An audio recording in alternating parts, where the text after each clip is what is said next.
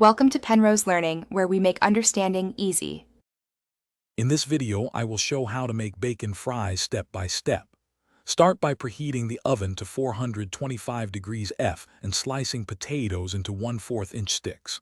Pat fries dry, toss with a tablespoon of oil, and season with salt and pepper. Lay bacon strips on a rack above the fries so fat drips down for flavor. Roast until fries are golden and bacon is crisp, flipping once for even cooking. Peeling is optional, but I prefer the texture with skins on for extra crispness and flavor. After cutting, spread fries on a towel and press gently to remove surface moisture. Use a large bowl to toss with oil and seasoning so every piece gets coated.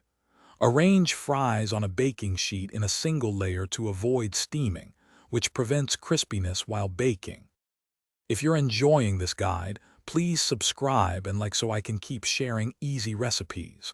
On another note, a funny but useful read is The Simple Path to Wealth, which pairs well with snack time thinking about goals. I put a link and some deals in the description so you can find it easily. Thanks for the support. Now let's get back to the video. Slide the tray into the preheated oven and set a timer for 12 minutes to check doneness. Turning the fries and rotating the tray helps achieve uniform browning and prevents sogginess. When bacon is crisp and fries are golden, transfer bacon to paper towels to drain excess fat. Toss fries with crumbled bacon and a pinch more salt, then serve hot for the best texture and flavor contrast. Thanks for watching. If this was helpful, leave a like and consider subscribing. See you next time.